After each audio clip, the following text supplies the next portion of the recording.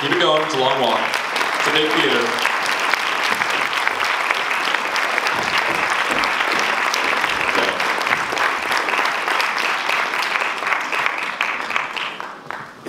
Okay. So like I say, it's always a treat when we get people out for the screenings. It's always nice to find out a little bit about the behind-the-scenes action. I don't think that there's a better team that we could have as far as creative thrust of a film as the director and writer of a given film. So thank you guys so much for being here. Thank you for having us, and thank all of you so much for coming out.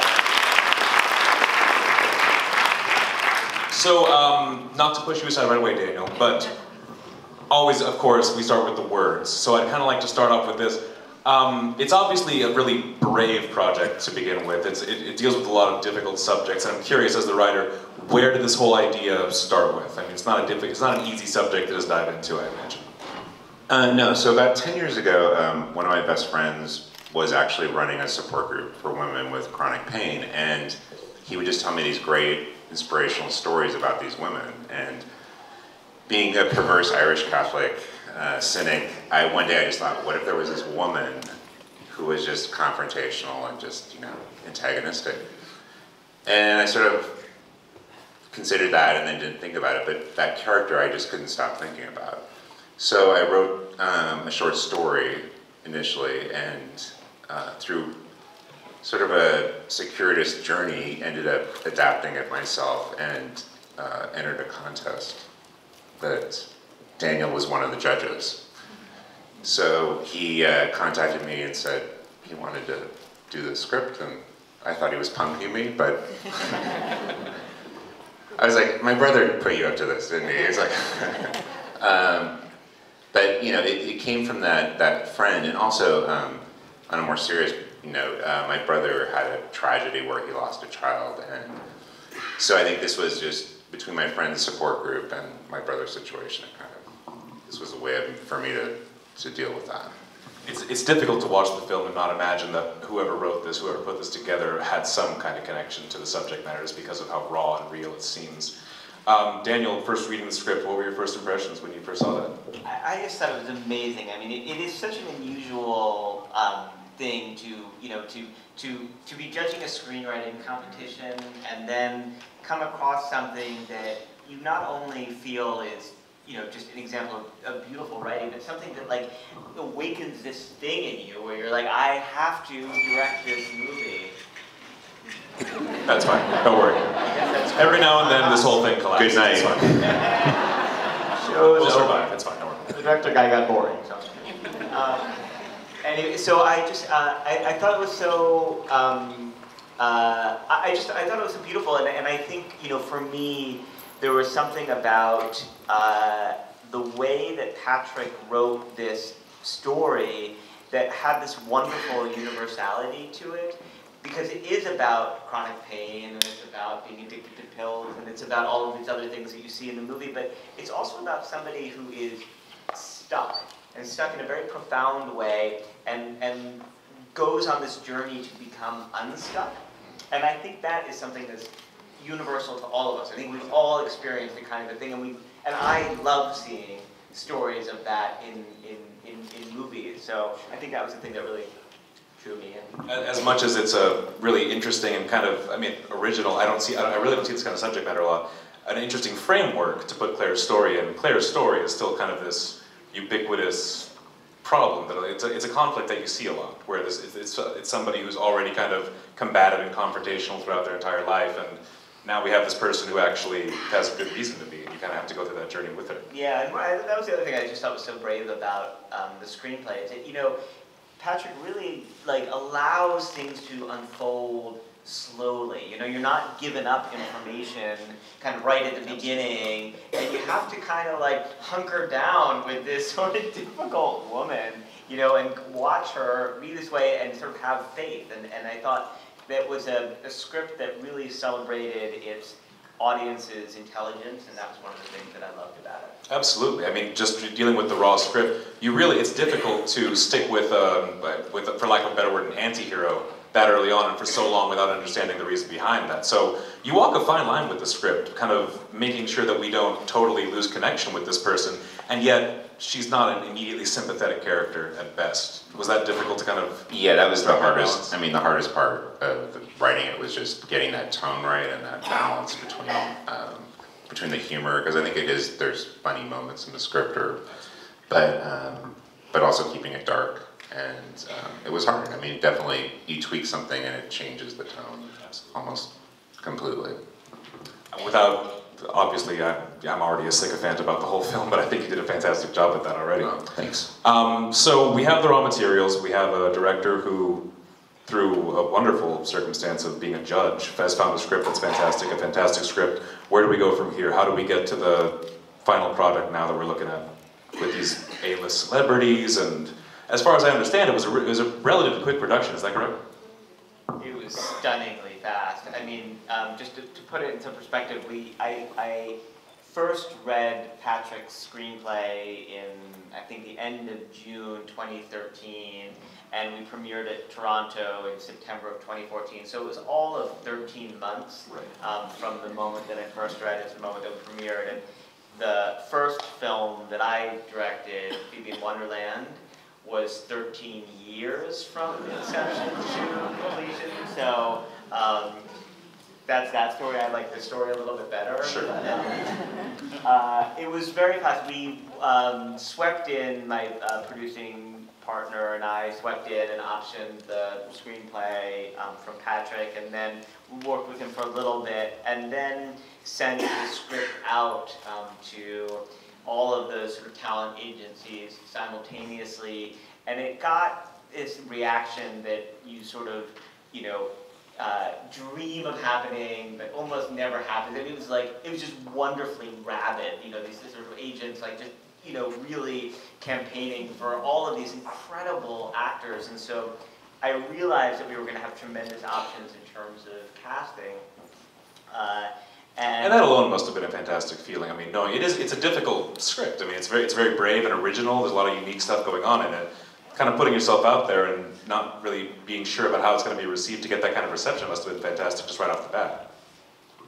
No, it was unbelievable. I mean, you know, I mean, I'm jumping ahead a bit, but then, you know, when Ben and Daniel would call me and they'd say, "You're not going to believe who's reading the script," and I would be like, you know, and they'd say, "Are you sitting down?" And it is, again, I felt like I was being punked, but it was, but it was amazing. I mean, because you don't, I mean, you send your script out, you usually hear crickets, you know,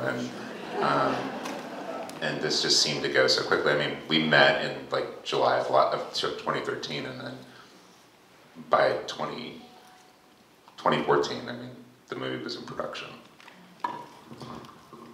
So again, getting back to the actual casting, because again, fantastic cast, and it's not luck, it's a fantastic script, so of course we want to be attached to it.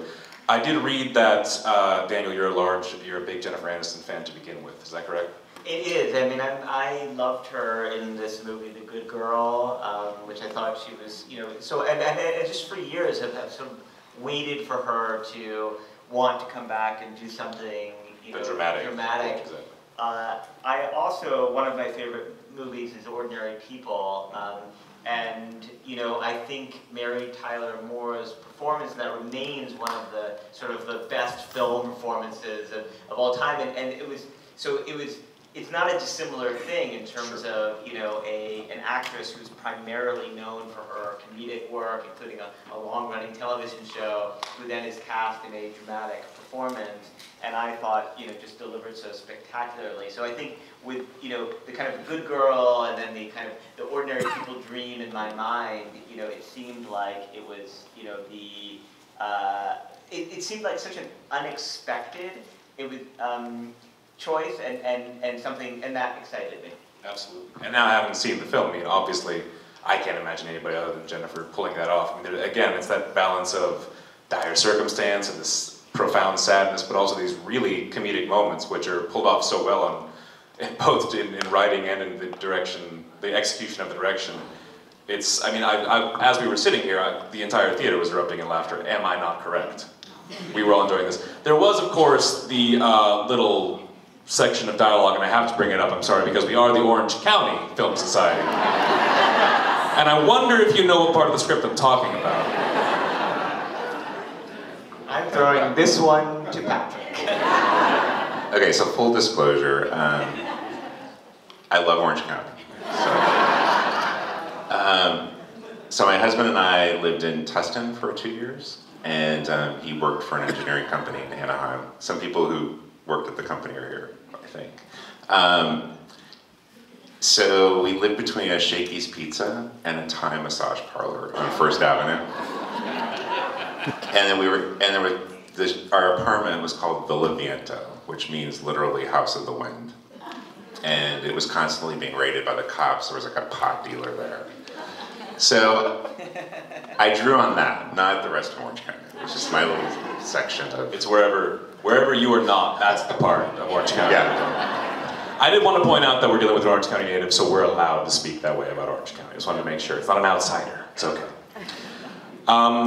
So yeah, let's talk about production. I mean, obviously it was a quick shoot. I assume, how many days did we shoot for? We shot for 25 days, so it was fast and furious. But we did have the great luxury of having a sort of a substantial rehearsal and prep time, because oftentimes, when you're shooting on location, your actor shows up a week before you start shooting, and you sort of cram in a couple of rehearsals and script things, and then you're off to the races. And in this case, because both Jen and I live in LA, we sort of had this great luxury of being able to, work together for 6 or 7 weeks before we started shooting. So, and she was so meticulous in her preparation. We were kind of combing through every word, together, talking about sort of every beat.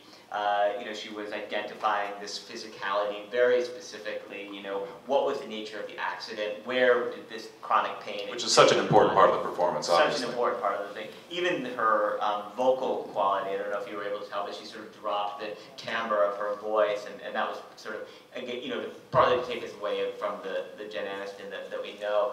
But she was really, it was a very intensive kind of prep period, and so by the time we began shooting, she was already so immersed in this character that it allowed us to move so quickly through the shoot. And we just had these extraordinary actors showing up for a day, and doing these sort of roles, and they're all so, they're all so talented.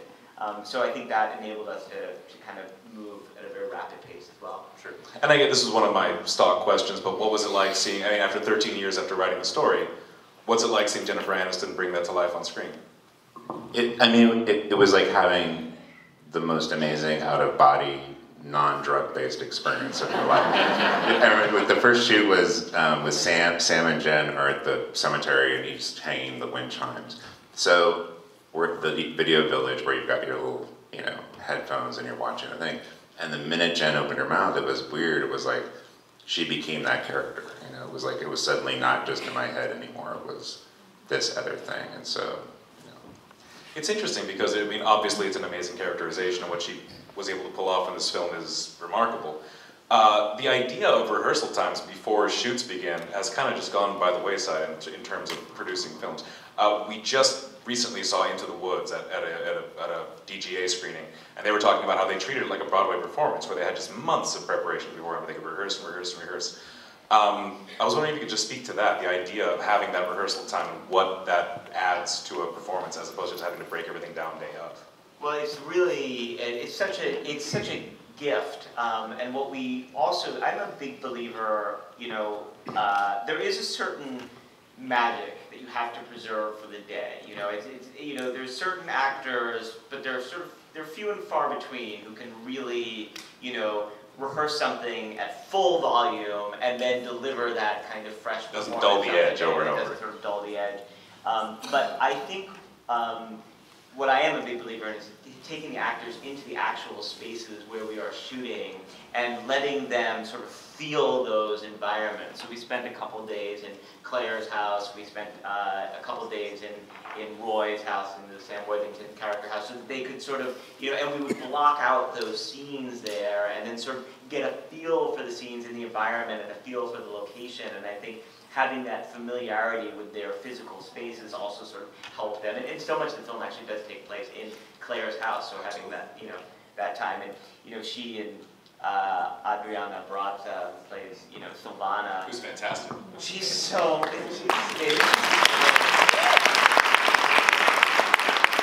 by the way, she's like, is just the loveliest person you have ever met. And you've never met somebody so magical and soulful, and she's just like this kind of fairy godmother on set. We all loved her. But she and Jen felt this instant connection. It was really fascinating to observe. And so we spent sort of time kind of going through the house and, and exploring all of their scenes together as well. The only thing that's crazy about Adriana that we found out 2 weeks before we began shooting is that she doesn't actually drive. Which is a problem in the movie where she's driving everybody. And it was originally we found out there was some question about whether she had a license, and then she had a license, but she didn't. And then she actually she's just like petrified of driving. Even the moment when we had to pull the car into the driveway, and had to go all of 5 feet. She didn't even want to do that, so we had to do all the movie magic things with tow trucks and trailers and so on. Most of the budget of the film was spent on CGI. Before I forget what you're just kind of mentioning, there is this really interesting, the set piece of Claire's house is fascinating, not just in that it's already kind of claustrophobic and so much of the film takes place there, but dealing with this overarching theme of prescription pill abuse and this kind of what it eventually does to your psyche. There's this really interesting artistic direction of dim lighting and kind of a lot of out of focus shots, and I was just curious, was that a really easy choice to make? Did we have a lot of planning beforehand with art directors trying to figure out what the best look possible would be? Because really the look of the film lends itself a lot to what I think the story was trying to communicate. Well, that's very kind of you to say. And yes, we did. One of the things that I like to do as a director is I organize a creative retreat with my producers, and in this case, my writer, and my DP, and production designer, and costume designer. And for 2 days, we basically just dream the movie. And we spend the first part of the first day talking about what the film is about thematically and what connected us to it emotionally. That afternoon, we do this sort of amazing exchange. Everybody brings photographs and pictures of paintings. We look at clips from other movies, and then we go out that night and drink, and then come back the next day. That's the key part. And we come back the next day, and we go through the whole film and sort of talk about the arcs of color and the arc of camera movement. And for those 2 days, everybody is everything. Everybody is director, everybody is cinematographer, and we all become these sort of co-creators.